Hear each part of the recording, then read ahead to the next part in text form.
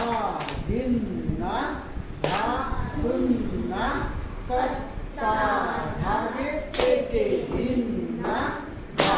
এটা বলে দিন, একতাল 3-3 ছন্দ।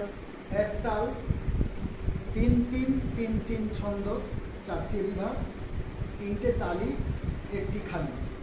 ঠেকা হচ্ছে ধা ধিন না ধা ধুন না কত তা ধা